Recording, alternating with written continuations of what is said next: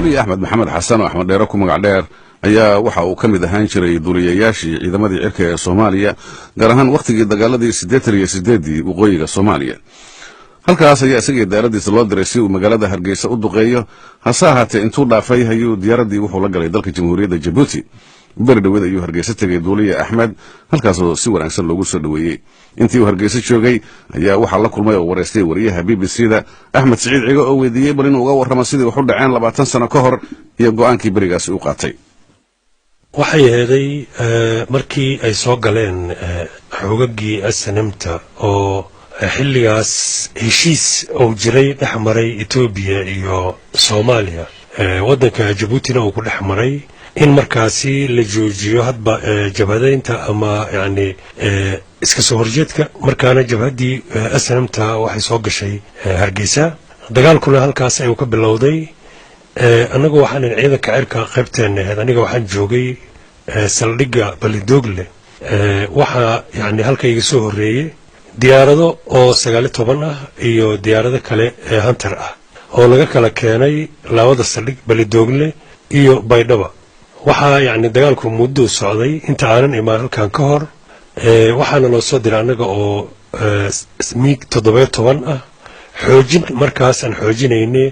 ciidamadii cirka halkaas joogay iyo kuwii dhulkaba. marka waxaan ku soo beernay waqti dambe oo markaas aniga aan joogay muddo maalin barkeed ah ama maalin iyo laba habeen baan iraahdo. marka dagaalkaasi wuxuu arinta kala socday xagga intaan joogaba waan la socday sida wax u dhacayaan. wuxuuna ahaa yani dagaal nasiib darro ah oo aad iyo aad yani ummadda yani markaas walaalaha ah ee Soomaalida ah ay murugo badan ku haysay qaarkoodna aan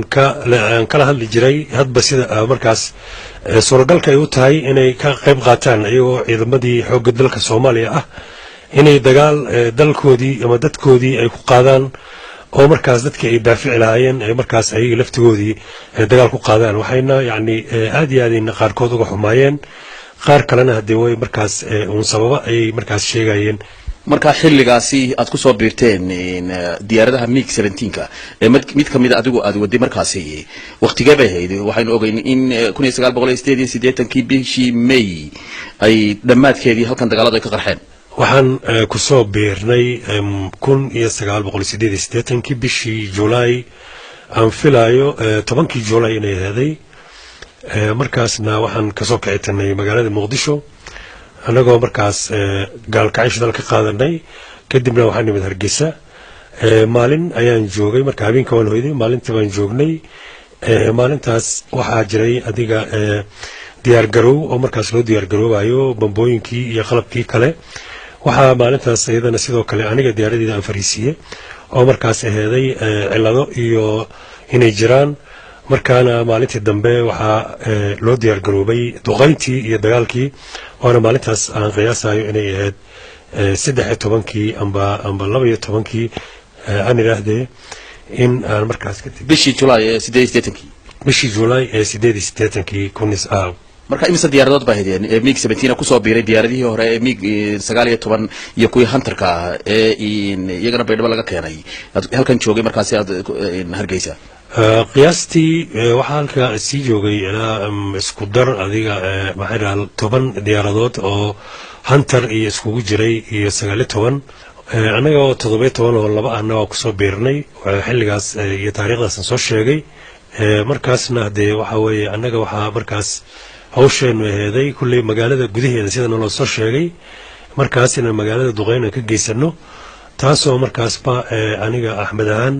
aan go'aansaday inaanan yani magaalada Hargeysa bambooyin waxaan ku ridin iyadoo markaas ay ila muuqatay qof kastoo meer leh Soomaaliya sida ay ula muuqato oo ah in dalkaygii ama yani shacabkaygii aan markaas bambooyin ku rido. markaas sida darteedna waan ka tagay oo waxaan u baxay xagga iyo dalka Djibouti. halkaasna waxa weeye si markaas wanaagsan ayaan kala kulmay runtii oo marka diyaaradaadii maalintii 13kii bishii July 88kii markii aad duushay lagu amray adigoo ka kacay diyaaradda garoonka baad ka kacday Soomaaliya Hargeysa iyo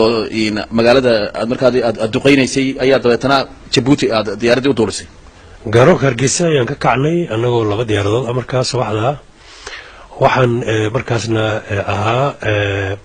hadafkeena ama yani mishinkana la siiyay inaan duqeyno magaalada qaybo kamid ah markaana waan kacnay labadeena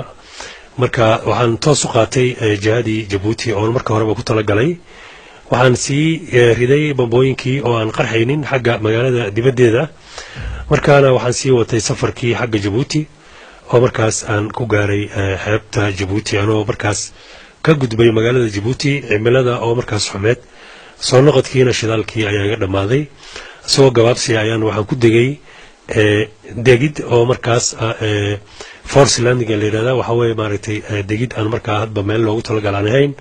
waana ilaahayna subhanahu wa ta'ala ay ku badbaadiyay waana yani ka baxay xilligaasna waxay ahaday xilli maaragtay aad iyo aad u kulul markaana waxaan helay kalluumaysato halka joogtay waxaan gaaray markaa magaalada Djibouti iyo mataqaan dawladda Djibouti oo ayagana si wanaagsan ii soo dhaweeyay oo markaana igu wareejiyay hay'adda United Nations oo ayagana markaas dalka hadda aan joogo ii qaaday waa dalka aad joogtaa dalkeeba joogtaa ku nooshahay hadda waxaan ku noolahay wadanka Luxembourg oo ah wadan aad u yar oo kamid ah Yurub oo ah wadan yani runtii ah wadan muxaafid ah waana ku nabad qabnaa aniga carruurteedana halkaas ayaan deganahay Ahmed markaa sidee baad u arkaysay markaasi amarka lagu siiyay diiday waa amar military miyanahay inaad fuliso markaasi maxaa ku kalifay inaad diido amarkii madaxda sare markaasi dawladda Soomaaliya ay ku amartay inaad fuliso hadee waxa way amarku waxa marka hore ka horeeya amarka inuu waafaqsan yahay waxaan u dhaartay waxaan aniga u dhaartay oo aan ciidamada u galay oo inaan dalka daafaco oo markaas aan shacabka iyo dalka aan daafaco laakiin ayaga inaan ku soo jeesto oo markaas ayaga aan baabi'iyo dhaartaydu ma ahayn marka amarku amar sida u qaldan oo ahaa sida darteed ayaanan mataqaana uga baxay oo aanan u fulin sidaad u aragtaa marka 20 sanadood ba ka soo wareegtay haatan markii ugu horeeyay dadweynaha Hargeysa aad ku soo laabato waqtigii 8 bishii July sidee aad u aragtaa marka magaalada Hargeysa dareenkaaga waa sidee sida lagu soo dhaweeyay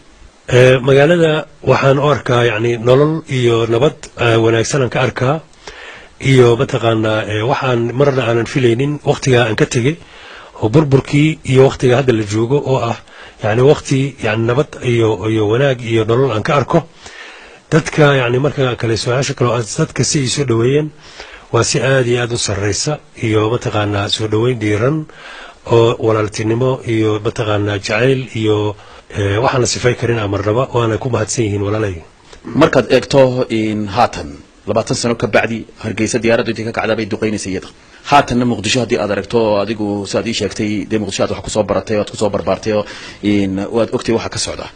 dhinacay doonto ha noqotee sidaad u aragtaa marka waa nasiib darro waxaan yani taas aan arkaa waa yani nasiib darro wali socota oo aan waxba dirsi laga qaadan 20 sano iyo intii ka badneed oo dagaalada ay Soomaaliya ka socdeen waxaan yani xusid mudan kuwa halka burburiye lafteedana halka qayb wax ka qaadanayaan oo hadda wali ay faraha kula jiraan yani dambiyadii ay galeen inay wali faraha kula jiraan marka waa nasiib darro runtii